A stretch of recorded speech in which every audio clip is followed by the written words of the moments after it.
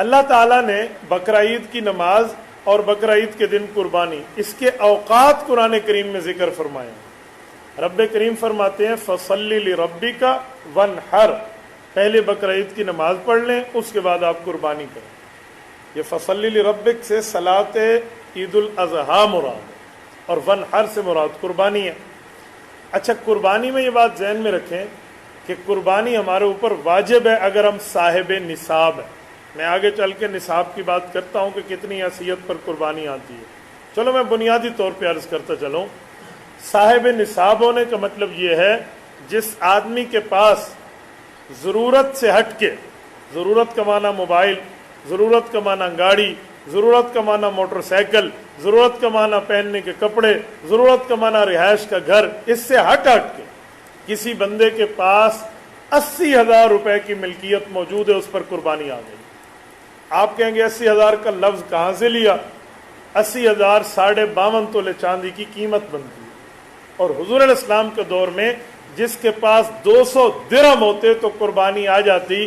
200 درہم چاندی والوں کی تول کریں تو 52.5 تولہ بنتی ہے، اور 52.5 تولہ کی قیمت 80,000 روپے کے سم تھنگ ہے، لہذا اس پر قربانی آ جائے گی۔ اچھا، جب صاحب نصاب پر قربانی کرنا لازمی اور ضروری ہے تو اب اس کا طریقہ کار اور اس کے دلائل فضائل کیا ہیں؟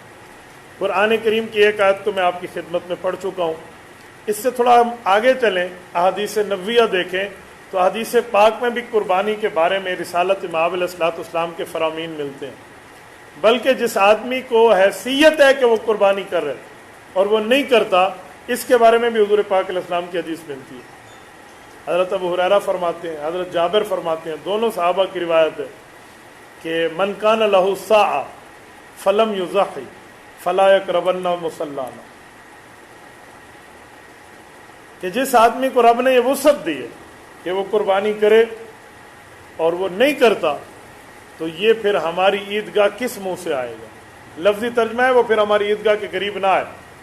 اس کا یہ مطلب نہیں کہ اس کی عید کی نماز ہوتی نہیں ہے، مطلب یہ ہے کہ شرم دلائی جا رہی ہے کہ کس منہ سے پھر قربانی بھی نہیں کرتے اور عید نماز پڑھنے آ جاتے ہو۔ اس کی مثال ایسی ہے جیسے ایک آدمی روزہ بھی نہ رکھے اور دن کو کھاتا رہے، شام کو افطاری کے وقت پہلے دسترخوان پہ آ بیٹھے، ایڈا کافر تمہیں نہ ہوں افطاری تو چلو میں کرے سا، سارے اسے کہیں گے بھائی تیری کون سی افطاری ہے؟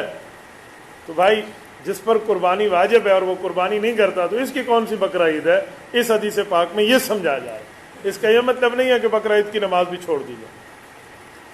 اچھا، حدیث پاک کے مطابق رسول اللہ صلی اللہ علیہ وسلم نے قربانی 10 سال کی ہے۔ آپ کے ذہن میں سوال اٹھے گا، عمر تو رسول اللہ کی 63 سال ہے، 10 سال کیوں کی ہے باقی 53 سال؟ بھائی قربانی کا حکم آیا بھی آخری 10 سالوں میں تھا، اس لیے آپ علیہ السلام نے 10 سال قربانی کی ہے۔ رسالت مآب علیہ الصلوۃ والسلام کے آخری زندگی، دنیاوی زندگی کے 10 سال تھے جب یہ قربانی کا حکم آیا، حضور علیہ السلام فرماتے رہے ہر سال۔ اب سوال اٹھتا ہے، حضور علیہ السلام پہ قربانی واجب تھی تب کی یا قربانی واجب نہیں تھی؟ آپ علیہ السلام پہ قربانی واجب نہیں تھی۔